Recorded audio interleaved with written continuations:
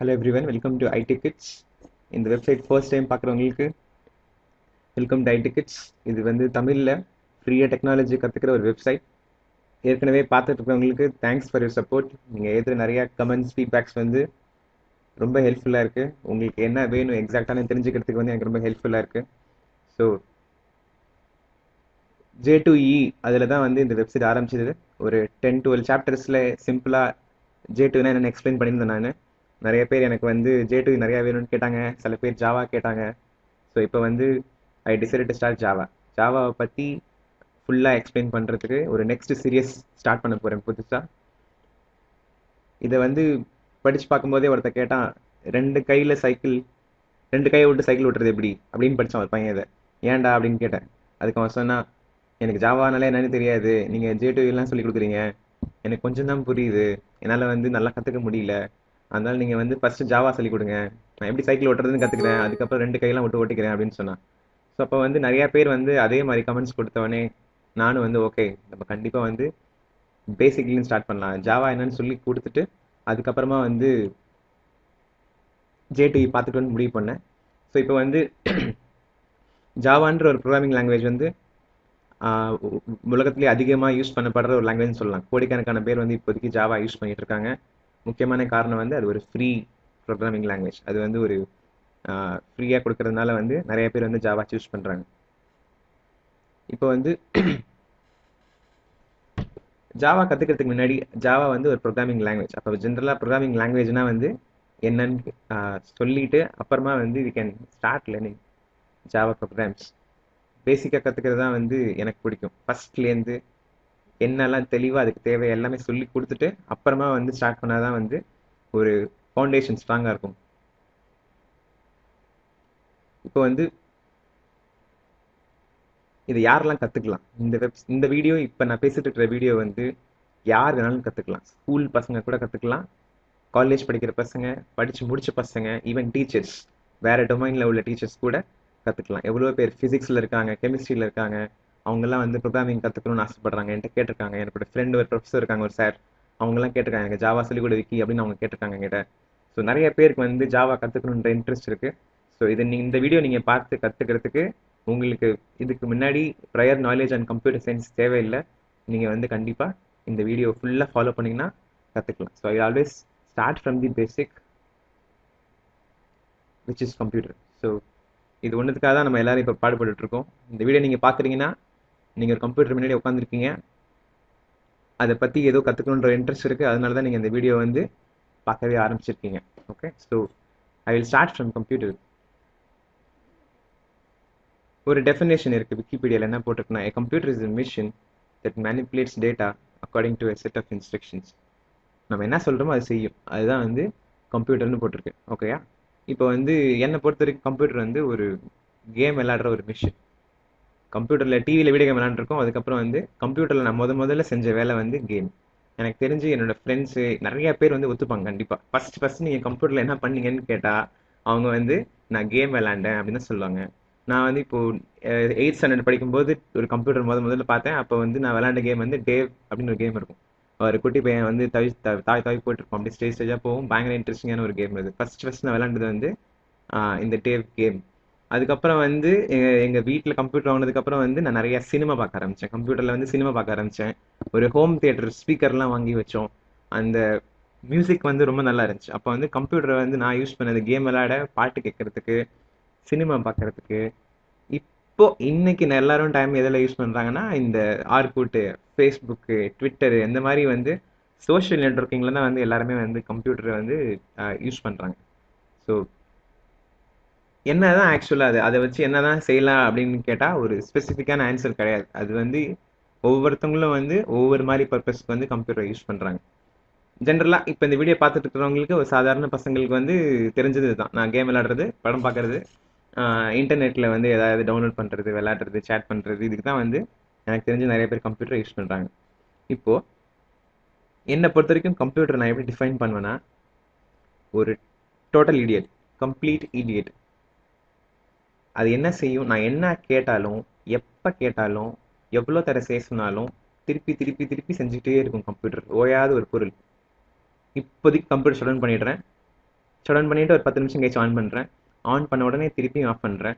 அது என்ன கேட்குமா, நீ இப்பதானே ஆன் பண்ணீங்க, இப்ப எதுக்கு திருப்பி உடனே ஆஃப் பண்றீங்க, உங்களுக்கு மூளை இருக்கா அப்படின்னு கேட்குமா? கேட்காது. நீ எத்தனை தர ஆன் பண்ணாலும் ஆன் ஆகும், எத்தனை தர ஆஃப் பண்ணாலும் ஆஃப் ஆகும். ஏதாவது ஒரு சாஃப்ட்வேர் ஓப்பன் பண்ணுவேன், ஓப்பன் பண்ண உடனே க்ளோஸ் பண்ணிடுவேன். அது வந்து கேட்கவே கேட்காது. அப்போ அதுக்கு வந்து திங்கிங் கெப்பாசிட்டி கிடையாது.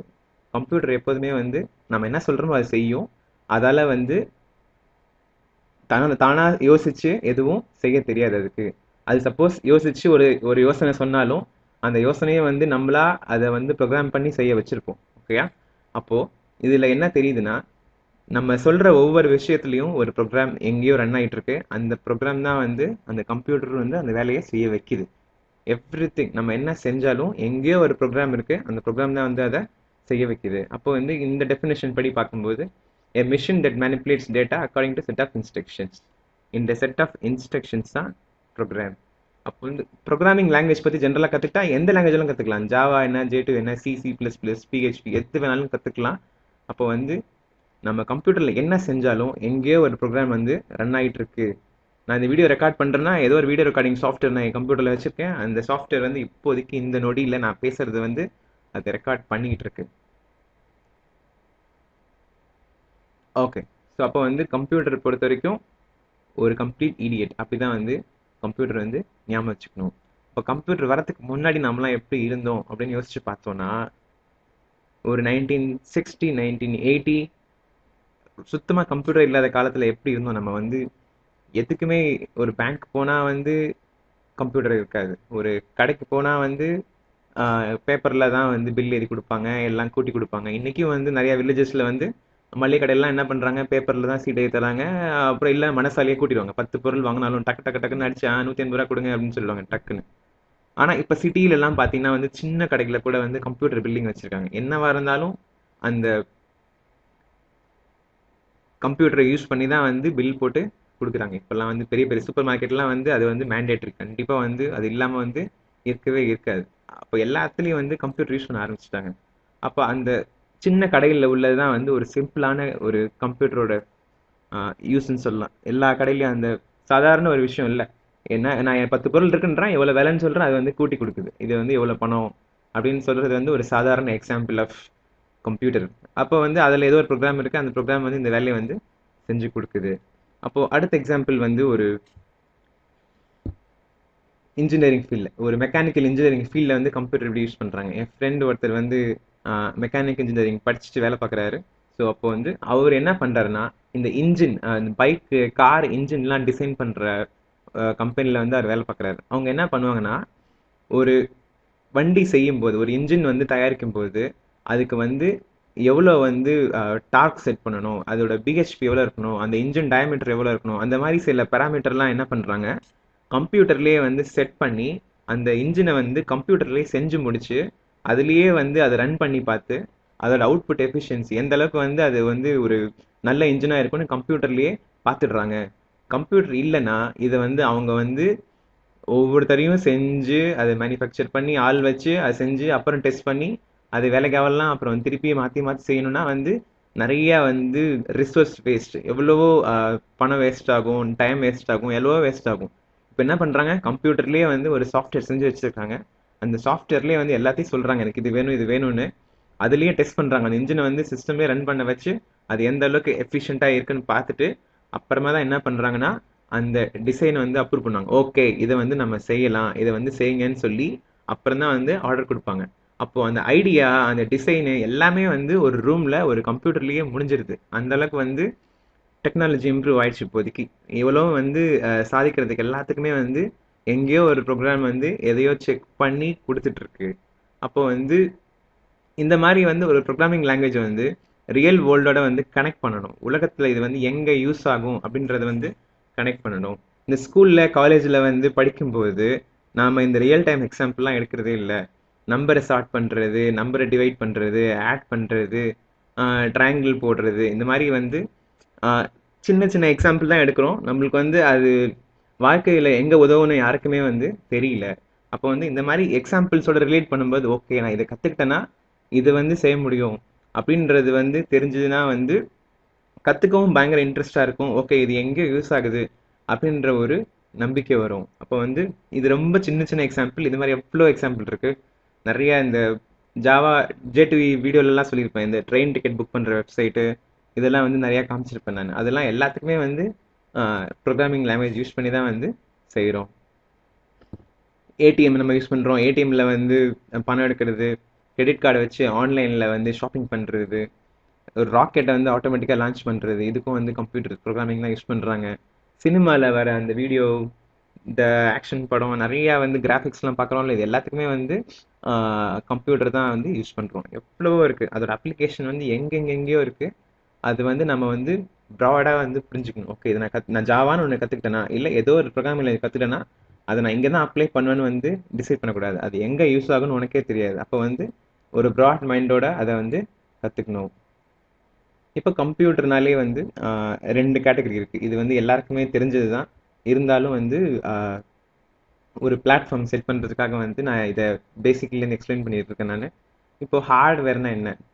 ஹார்ட்வேர்னா எதெல்லாம் வந்து உன்னால் பார்க்க முடியுமோ, எதெல்லாம் உன்னால் வந்து தொட முடியுமோ, எதெல்லாம் வந்து ஒரு பெரிய பேட் எடுத்து அடித்து உடைக்க முடியுமோ, அதெல்லாம் வந்து ஹார்ட்வேர்.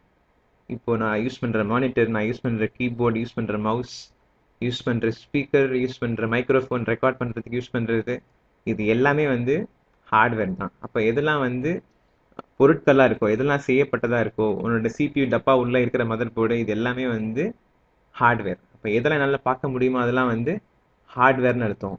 அப்போ வந்து ஒரு கம்ப்யூட்டரோட முக்கியமான ஹார்ட்வேர் எதுன்னு கேட்டால் ஃபர்ஸ்ட் வந்து மதர் போர்டு. இந்த மதர் போர்டு தான் வந்து ஒரு கம்ப்யூட்டரோட ஒரு முக்கியமான ஒரு டிவைஸ். அடுத்தது வந்து ப்ராசஸர். இந்த மதர் போர்ட் ப்ராசஸர் ரெண்டும் ஒன்றா தான் இருக்கும். இது வந்து CPU பாக்ஸ்குள்ளே வந்து இருக்கும்.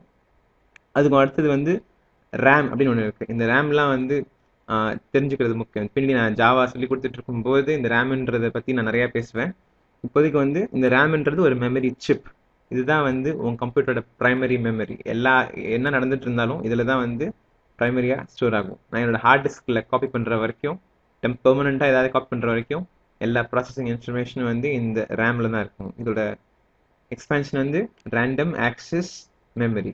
இது வந்து 4th ஸ்டாண்டர்ட் புக்கில் வந்து எனக்கு ஒரு பொண்ணு காமிச்சா நான் ஷாக் ஆகிட்டேன். இதை பார்த்து என்னடா இது எவ்வளோ சீக்கிரம் இதெல்லாம் சொல்லி கொடுக்க ஆரம்பிச்சிட்டாங்க. நான் வந்து 11th 12th படிக்கும்போது தான் வந்து என்னோட புக்கில் வந்து இதெல்லாம் வந்துச்சு. ஆனால் இப்போல்லாம் வந்து ரொம்ப சின்ன வயசுலேயே வந்து எல்லாமே கற்றுக் கொடுக்க ஆரம்பிச்சிட்டாங்க. இந்த ரேம் பற்றிலாம் வந்து சொல்கிறாங்க. அந்த குட்டி பசங்களே என்ன பண்ணுதுங்க, எல்லாம் CPU எல்லாம் கைட்டு பீரிச்சு மேய்ஞ்சி அதுவே அசம்பிள் பண்ணுது, எல்லாம் பண்ணுது பசங்களாம். பார்க்க ரொம்ப பெருமையாக இருக்குது, சந்தோஷமாக இருக்குது. எல்லாம் இந்த வயசுலேயே கற்றுக்குறாங்க. அப்போ வந்து அவங்களாம் ஸ்கூல் படிக்கும்போது, காலேஜ் படிக்கும்போது எங்கேயோ இருப்பாங்க அந்த பசங்களாம். அப்துல் கலாம் சார் சொல்கிற மாதிரி 2020 வந்து இந்த சின்ன சின்ன பசங்களாம் வந்து 18 வயசு 20 வயசு ஆகும்போது அவங்க செய்கிற விஷயங்கள்லாம் வந்து பார்க்க பிரமிக்க வைக்கிற மாதிரி கண்டிப்பாக இருக்கும்னு நினைக்கிறேன். அடுத்தது ஹார்ட் டிஸ்க். ஹார்ட் டிஸ்க் வந்து பெர்மனெண்ட்டாக ஸ்டோர் பண்ண டிவைஸ். என்னோட கம்ப்யூட்டர் இருக்குன்னா என்னோட கம்ப்யூட்டரில் வந்து மை கம்ப்யூட்டரில் போனால் எனக்கு ட்ரைவ்லாம் தெரியுதுல்ல, ஸோ இது எல்லாமே வந்து என்னோட ஹார்ட் டிஸ்கோட கண்டென்ட் தான் இது எல்லாமே. ஓகே, ஸோ அப்போ இதெல்லாம் என்னால் பார்க்க முடியுமோ அதெல்லாம் வந்து நான் ஹார்ட்வேர்னு சொல்லிட்டேன். அப்போ சாஃப்ட்வேர்னா என்ன? ப்ரோக்ராமிங் லாங்குவேஜ் யூஸ் பண்ண என்ன பண்ண போகிறோம்? சாஃப்ட்வேர் தான் எழுத போகிறோம். அப்போ சாஃப்ட்வேர்னா வந்து என்ன அப்படின்னு வந்து புரிஞ்சுக்கணும். அப்போ என்ன சாஃப்ட்வேர் என்ன எல்லாருக்குமே தெரிஞ்சது தான். ஏதோ இன்ஸ்டால் பண்ணுறோம், ஏதோ கம்ப்யூட்டரில் இருக்குது, ரன் ஆகுது, அவ்வளோதானே சாஃப்ட்வேர். இதுக்கெல்லாம் போய் ஏதோ கிளாஸ்லாம் எடுத்துன்னு இருக்கீங்க அப்படின்னு கேட்கலாம் கண்டிப்பாக. இருந்தாலும் வந்து நம்ம ஸ்டைலில், நம்ம லாங்குவேஜில் சொல்லுவோம். எதெல்லாம் வந்து கண்ணுக்கு தெரியாதோ அதெல்லாம் சாஃப்ட்வேர். உன்னால் வந்து அதை வந்து கையை பிடிச்சி கழுத்தை பிடிச்சி கேட்க முடியாது, ஏன் ஒழுங்காக வரமாட்டேங்கிற அப்படின்னு கேட்க முடியாது. கேட்க முடியுமா? கம்ப்யூட்டர் வந்து ஆன் ஆகலாம் கழுத்து பிடிச்சி கேட்க முடியுமா, ஏன் ஆன் ஆகலாம் கேட்க முடியாது. அப்போ ஏதோ உள்ள ஒரு ப்ரோக்ராம் ரன் ஆகிட்டு இருக்கு, அந்த ப்ரோக்ராம் வந்து ஒழுங்காக ரன் ஆகலைன்னா கம்ப்யூட்டர் ரன் ஆகாது. அப்போ ஒரு சாஃப்ட்வேர் தான் வந்து ஒரு கம்ப்யூட்டர் இயங்குறதுக்கு தேவையான எல்லா வேலையும் செய்கிறது. சாஃப்ட்வேர்னு ஒரு பெருசாக நினச்சிக்கூடாது. ஒரு சின்னோண்டு ஃபைலில் ஒரே ஒரு லைன் எழுதினாலும் அது வந்து சாஃப்ட்வேர் தான். 10,000 ஃபைலில் 50,000 லைன் எழுதினாலும் அதுவும் சாஃப்ட்வேர் தான். இது எல்லாமே வந்து ஏதோ ஒரு வேலையை செய்யறதுக்கு வந்து நான் யூஸ் பண்ணுறேன். ஓகேயா? அப்போது அந்த அந்த வேலையை பொறுத்து ரெண்டு வகையாக பிரிக்கலாம். சாஃப்ட்வேர் வந்து ரெண்டு வகையாக பிரிக்கலாம். ஒன்று வந்து அப்ளிகேஷன் சாஃப்ட்வேர், இன்னொன்று வந்து சிஸ்டம் சாஃப்ட்வேர். இது எல்லாமே வந்து எகெயின் ஸ்கூலில் காலேஜில் எல்லா லெவல்லையும் இதெல்லாம் படிச்சிருக்கோம். ஸோ சாஃப்ட்வேர் வந்து என்னென்னா ஒரு பர்டிகுலர் வேலையை செய்யறதுக்காக நான் கம்ப்யூட்டரில் வைக்கிற ஒரு ப்ரோக்ராம் தான் வந்து சாஃப்ட்வேர். அந்த ப்ரோக்ராம் வந்து எவ்வளோ பெருசாலாம் இருக்கலாம். அது அது வந்து கொடுக்குற பயன்பாடை பொறுத்து அதோட சைஸ் வந்து மாறும். இப்போ வந்து நான் பாட்டை பாடுறதுக்காக பாட்டு ப்ளே பண்ணுறதுக்காக யூஸ் பண்ணுற சாஃப்ட்வேர் விண்டோஸ் மீடியா பிளேயர் வந்து ஒரு அப்ளிகேஷன் சாஃப்ட்வேர். நான் பாட்டு கேட்கறதுக்காக யூஸ் பண்ணுறேன். நான் ஒரு பாட்டை ப்ளே பண்ணும்போது அது எப்படியோ வந்து எதையோ செஞ்சு எனக்கு ஸ்பீக்கரில் வந்து அந்த பாட்டை வர வைக்குது கரெக்டாக. நான் வந்து கேம் விளையாடுறதுக்கு நான் யூஸ் பண்ணுறேன் சாலிட்டர் கேம். இது வந்து விண்டோஸ் ஆப்ரேட்டிங் சிஸ்டமில் வந்து டிஃபால்ட்டாக வர கேம். இந்த கார்ட்ஸ் வந்து நிறைய பேர் விளையாண்டுருப்பாங்க சாலிட்டர் கேம். ஸோ இதுவும் வந்து ஒரு அப்ளிகேஷன் சாஃப்ட்வேர் தான். நான் அந்த கார்டு விளையாடும் போதும் அதுவும் வந்து ஒரு சாஃப்ட்வேர் தான். பிரிக்கக்கூடாது. கேமும் வந்து ஒரு சாஃப்ட்வேர் தான்ன்றது வந்து ஞாபகம் வச்சுக்கணும். நான் கம்ப்யூட்டர் வந்து யூஸ் பண்ணுறேன். நான் யூஸ் பண்ணுறதுக்கு என்னெல்லாம் செய்கிறனோ அது எல்லாமே வந்து சாஃப்ட்வேர் தான். ஓகேயா? இப்போ அடுத்தது நோட் பேட்ன்றது ஒரு ரொம்ப ரொம்ப சிம்பிளான ஒரு சாஃப்ட்வேர். நான் வந்து என்ன பண்ணலாம், டெக்ஸ்ட்டை எழுதலாம், எழுதி சேவ் பண்ணலாம், ஏற்கனவே எழுதுனதை வந்து படிக்கலாம், அதை வந்து எடிட் பண்ணலாம். இது வந்து ரொம்ப ரொம்ப ஒரு சிம்பிளான ஒரு சாஃப்ட்வேர் வந்து நோட் பேட். அடுத்தது வந்து இன்டர்னல் எக்ஸ்ப்ளோரர். இது வந்து ப்ரௌசர் அப்படின்ற கேட்டகரி கீழே வர ஒரு அப்ளிகேஷன் சாஃப்ட்வேர். ஒரு ப்ரௌசர் யூஸ் பண்ணி என்ன பண்ணலாம், இன்டர்நெட்டை வந்து சர்ஃப் பண்ணலாம். இப்போ நான் யூஸ் பண்ணுறது வந்து ஃபயர்பாக்ஸ் ப்ரௌசர். இதுவும் வந்து ஒரு அப்ளிகேஷன் சாஃப்ட்வேர் தான். அப்போ இது எல்லாமே என் கம்ப்யூட்டரில் இருக்கிற எல்லாமே வந்து ஒரு அப்ளிகேஷன் சாஃப்ட்வேர் தான். ஓகேயா? என்னோட மீடியா பிளேயர் இருக்குது, பாட்டு கேட்கறதுக்கு அடோபி ரீடர் இருக்குது, எம்எஸ் வேர்ட் இருக்குது, ஜியூன் பிளேயர் இருக்குது, விண்டோஸ் லைவ் மெயில் வச்சுருக்கேன் நான். இது எல்லாமே வந்து ஏதோ ஒரு வேலை செய்யறதுக்காக நான் என் கம்ப்யூட்டரில் வச்சுருக்கேன். இது எல்லாமே வந்து கலெக்ஷன் ஆஃப் ப்ரோக்ராம்ஸ் சேர்ந்த ஒரு சாஃப்ட்வேர். இந்த அப்ளிகேஷன் சாஃப்ட்வேர் யூஸ் பண்ணி நான் வந்து எனக்கு தேவையான வேலையை வந்து நான் வந்து பூர்த்தி செஞ்சுக்கிறேன். ஓகே? ஸோ அப்போ இதெல்லாம் வந்து அப்ளிகேஷன் சாஃப்ட்வேர். அப்போ நீ வந்து ஜாவா யூஸ் பண்ணி ஒரு சாஃப்ட்வேர் எழுத போறேன்னா அது வந்து இதில் ஏதாவது ஒன்றா கூட இருக்கிறதுக்கு நிறைய சான்சஸ் இருக்கு. ஓகே? ஸோ ஜாவா யூஸ் பண்ணி ஒரு ப்ரௌசர் எழுத முடியுமானா எஸ், எழுத முடியும். ஜாவா யூஸ் பண்ணி சால்டர் கேம் வந்து செய்ய முடியும்னா எஸ், கண்டிப்பாக செய்ய முடியும். ஓகே? ஸோ அதுக்கான ஃபவுண்டேஷன் வந்து இந்த வெப்சைட்டில் வந்து நான் ஸ்ட்ராங்காக சொல்லி கொடுத்துருவேன். அதுக்கப்புறம் வந்து உன்னோட சொந்த முயற்சி. நீ வந்து எந்த அளவுக்கு இன்வால்மெண்ட்டோட இன்ட்ரெஸ்டோட கற்றுக்கிறியோ அந்த அளவுக்கு வந்து நீயே வந்து இந்த மாதிரி ஒரு ஃபேமஸான சாஃப்ட்வேர் அடுத்த சாஃப்ட்வேர் வந்து நீ எழுதுறதுக்கு நிறைய சான்சஸ் இருக்குது. அது உன்னோட இன்ட்ரெஸ்ட்டை பொறுத்தது. அப்போது சிஸ்டம் சாஃப்ட்வேர்னா என்ன, அது வந்து அடுத்த கேட்டகரி. சிஸ்டம் சாஃப்ட்வேர் என்னோட சிஸ்டம் வந்து ஒழுங்காக ரன் ஆகிறதுக்கு யூஸ் பண்ணுற சாஃப்ட்வேர் தான் வந்து சிஸ்டம் சாஃப்ட்வேர். இது இல்லைனா வந்து என்னோட கம்ப்யூட்டர் ஒழுங்காக ரன் ஆகாது, ஆணியே பிடுங்க முடியாதுன்னா அது வந்து சிஸ்டம் சாஃப்ட்வேர். அதுக்கு பெஸ்ட் எக்ஸாம்பிள் வந்து ஆப்ரேட்டிங் சிஸ்டம். இந்த கம்ப்யூட்டரில் வந்து ஒரு ஓஎஸ் அப்படின்ற ஒரு சிஸ்டம் சாஃப்ட்வேர் இல்லைன்னா என்னோட கம்ப்யூட்டர் வந்து ஆனே ஆகாது. 1,00,000 ரூபா கொடுத்து நீ கம்ப்யூட்டர் வாங்கினாலும், சூப்பரான ஸ்பீக்கரு, 20 இன்ச்சு மானிட்டர் என்னெல்லாம் வாங்கினாலும் அதில் ஓஎஸ் அப்படின்ற ஒரு சாஃப்ட்வேர் இன்ஸ்டால் பண்ணலன்னா அதை வச்சு ஒன்றுமே செய்ய முடியாது. ஓகே? ஸோ அப்போ வந்து இந்த ஓஎஸ் தான் வந்து ஒரு ப்ரைமரி சாஃப்ட்வேர். இதுவும் வந்து ஒரு சாஃப்ட்வேர் தான்.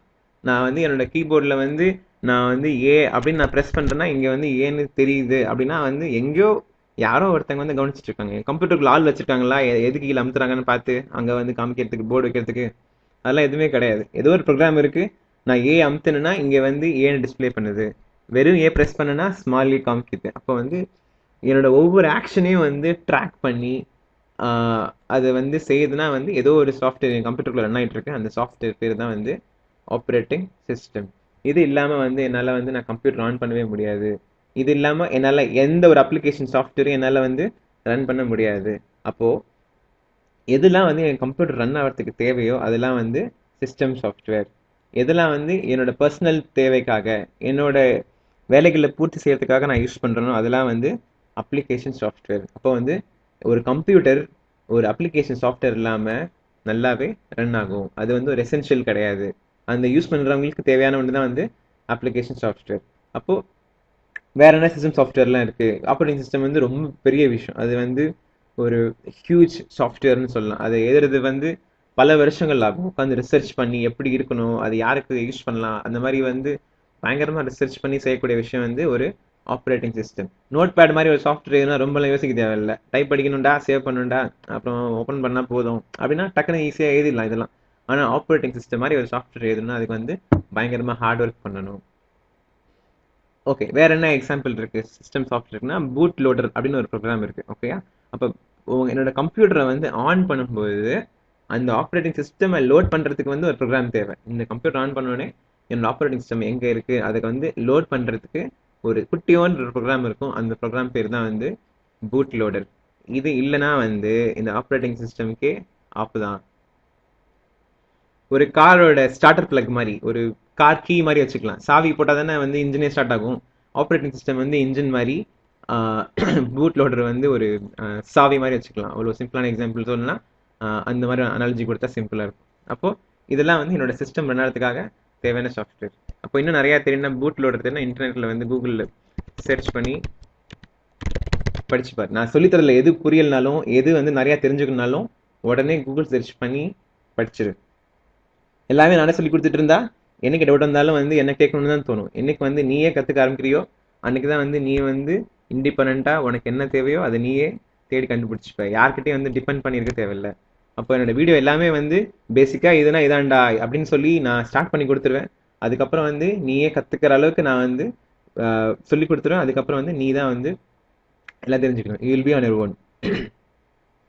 அப்போ பூட்டிங் இருக்கு, jump to boot loader. So இதில் வந்து a small program that starts the sequence is known as a bootstrap loader or bootstrap or bootloader. இதுதான் வந்து அந்த குட்டி ப்ரோக்ராம். அது வந்து ஸ்டார்ட் பண்ணுறதுக்காக யூஸ் பண்ணுற ப்ரோக்ராம். இதில் இருக்கல in computing booting is the process that begins when a user turns on a computer system. Computer on பண்ணும்போது பூட்டிங் அப்படின்ற வார்த்தையை வந்து யூஸ் பண்ணி சொல்கிறாங்க. அந்த ப்ராசஸ் கம்ப்யூட்டர் ஆன் பண்ணுறது வந்து பூட்டிங்னு சொல்லுவாங்க. என் கம்ப்யூட்டர் பூட் ஆக மாட்டேங்குது அப்படின்னு சொல்லுவாங்க. பார்த்தீங்கன்னா அப்போ வந்து அந்த கம்ப்யூட்டர் ஆன் ஆகலைன்னா வந்து பூட் ஆகலை அப்படின்னு சொல்லுவாங்க. நம்மளால் சூப்பராக சொல்லுவாங்க, கம்ப்யூட்டர் இஸ் நாட் ஆனிங் அப்படின்னு சொல்லுவாங்க. அப்படி ஒரு ஆனிங்னு ஒரு வார்த்தையே கிடையாது. அதனால் வந்து சில பேர் வந்து அதுமாரி சொல்லுவாங்க, பார்த்துருக்கேன். மை கம்ப்யூட்டர் இஸ் நாட் பூட்டிங்னு சொல்லலாம். அதுதான் வந்து கரெக்டான யூசேஜ். ஓகே, ஸோ அப்போ வந்து நிறையா பார்த்தாச்சு. ஆப்ரேட்டிங் சிஸ்டம் என்ன, அப்ளிகேஷன் சாஃப்ட்வேர் எல்லாமே வந்து பார்த்தாச்சு. இப்போ வந்து மெயின் டாபிக் வரும். நம்ம எதுக்கு வந்து இந்த வீடியோ பார்க்க ஆரம்பிச்சியோ அந்த டாபிக் இப்போ தான் வரப்போகிறேன். Programming languages. ஒரு லாங்குவேஜ் யூஸ் பண்ணி என்ன பண்ண போகிறோம், ஒரு அப்ளிகேஷன் சாஃப்ட்வேரோ சிஸ்டம் சாஃப்ட்வேரோ எழுத போகிறோம். இது எல்லாமே எதுக்கு, நான் வந்து என்னோட ஒரு யூஸ்க்காக வந்து எனக்கு ஏதோ ஒரு தேவை இருக்குது. அதுக்கு வந்து நான் என்ன பண்ணுறேன், கம்ப்யூட்டரை வந்து அப்ளை பண்ணி நான் வந்து ஒரு சாஃப்ட்வேர் எழுத போகிறேன். அதை எழுதுறதுக்கு வந்து நான் வந்து ப்ரோக்ராமிங் லாங்குவேஜ் யூஸ் பண்ண போகிறேன். நான் லாங்குவேஜ் இல்லாமல் என்ன பண்ண முடியாது, என்னால் வந்து எதுவுமே செய்ய முடியாது. ஏன்னா கம்ப்யூட்டருக்கு வந்து நான் பேசுகிற தமிழோ இல்லை ஃப்ரான்ஸில் பேசுகிற ஃப்ரெஞ்சோ புரியாது.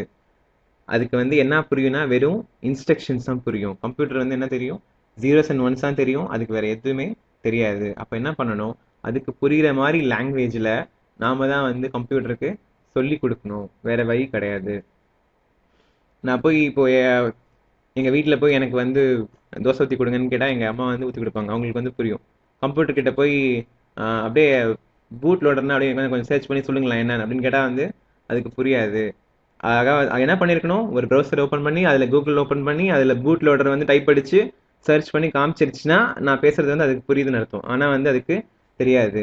நான் தான் என்ன பண்ணணும், ஸ்டார்ட் கிளிக் பண்ணி அந்த ப்ரௌசரை ஓப்பன் பண்ணி அந்த ப்ரௌசரில் கூகுளில் டைப் அடிச்சதுக்கு அப்புறமா என்ன பண்ணணும், நான் வந்து பூட் லோடர்னு அதில் டைப் அடித்து அப்புறமா நானே தான் என்ன பண்ணிக்கணும், நான் தெரிஞ்சுக்கணும். அப்போ வந்து கம்ப்யூட்டர் ஃபுல் அண்ட் ஃபுல் வந்து இன்ஸ்ட்ரக்ஷன்ஸால் தான் வந்து செயல்படும். அதால் சுயமாக வந்து செய்ய தெரியாது. ஐஃபோனில் வந்து 4S ஒரு புது வெர்ஷன் ரிலீஸ் ஆச்சு, சிரி அப்படின்னு சொல்லிட்டு. அது என்ன பண்ணுன்னா, நம்ம என்ன பேசுகிறோமோ அதை வந்து அழகாக புரிஞ்சுக்கிட்டு அந்த ஃபோனில் வந்து செட் பண்ணும். எனக்கு வந்து நாளைக்கு காலம்பர ஒரு ரிமைண்டர் செட் பண்ணேன் அப்படின்னு நான் இங்கிலீஷில் சொன்னேன்னா அது வந்து அதை கரெக்டாக புரிஞ்சுக்கிட்டு செய்யும். எனக்கு தெரிஞ்சு வாய்ஸ் ரெகக்னைஸ் பண்ணி தானாக செயல்படுற மாதிரி நிறைய சாஃப்ட்வேர்ஸ் இல்லை. ஆனால் வந்து இவங்களோட ஐஃபோன் ஆப்பிளோட அட்டெம்ப்ட் வந்து கொஞ்சம் பர்ஃபெக்டாக நல்லா இருக்குன்னு என்னோட ஃப்ரெண்ட்ஸ் நிறையா பேர் சொன்னாங்க. அப்போ அந்த அளவுக்கு வந்து டெக்னாலஜி இம்ப்ரூவ் ஆச்சுன்னா நம்ம என்ன பண்ண தேவையில்லை, ப்ரோக்ராம்லாம் ரொம்ப தேவையில்லை, எல்லாமே வந்து வாயால் சொல்லியே தெரிஞ்சுக்கலாம். ஆனால் வந்து இன்னொன்று என்ன தெரிஞ்சுக்கணுன்னா, அந்த பேசுகிறத கேட்டு செய்கிற அந்த சாஃப்ட்வேரும் வந்து ஒரு ப்ரோக்ராம் தான். யாரோ ஒருத்தங்க வந்து அந்த பேசுறதை ரெக்கார்ட் பண்ணி அந்த ரெக்கார்ட் பண்ணதை ப்ராசஸ் பண்ணி அது என்னவா இருக்கும்னு கெஸ் பண்ணி அதுக்கேற்ற மாதிரி செயல்படுதுன்னா வந்து அதுலேயும் ஒரு ப்ரோக்ராம் வந்து ரன் ஆகிட்டு இருக்கு. அப்போ இந்த மாதிரி வந்து ப்ராக்டிக்கலாக எவ்வளோ இடத்துல வந்து நம்ம என்ன பண்ணுறோம், ப்ரோக்ராமிங் லாங்குவேஜ் வந்து யூஸ் பண்ணுறோம். இதுதான் வந்து நீங்கள் தெரிஞ்சுக்க வேண்டியது கண்டிப்பாக. ஓகே, ஸோ இப்போ இந்த சாப்டரில் என்ன பண்ணேன், நான் வந்து ஒரு கம்ப்யூட்டர் வந்து எதுக்கெலாம் யூஸ் பண்ணுறாங்க, சாஃப்ட்வேரோட டைப்ஸ்லாம் சொல்லி கொடுத்தேன். ஒரு ப்ரோக்ராமிங் லாங்குவேஜோட பர்பஸ் என்ன அப்படின்றத வந்து தெரிஞ்சுக்கிட்டேன். இப்போ வந்து நம்ம என்ன பண்ண போகிறோம், அடுத்த சாப்டரில் வந்து ப்ரோக்ராமிங் லாங்குவேஜ் கற்றுக்க ஆரம்பிச்சிக்கலாம். இந்த வீடியோ வந்து ஜாவாக்கா செஞ்சது, but it will apply for any programming language. ஜென்ரலாக வந்து ஒரு பேசிக் ஃபவுண்டேஷன் செட் பண்ணுறதுக்காக ரெக்கார்ட் பண்ண வீடியோ இது. அடுத்த சாப்டரில் வந்து ஜாவானா என்ன, ஜாவா மாதிரி எத்தனை ப்ரோக்ராமிங் லாங்குவேஜ் இருக்குது, அது வந்து ஏன் வந்து எவ்வளோ பாப்புலராக இருக்குது மற்ற லாங்குவேஜோட, இதெல்லாம் வந்து நெக்ஸ்ட் சாப்டரில் நான் சொல்கிறேன்.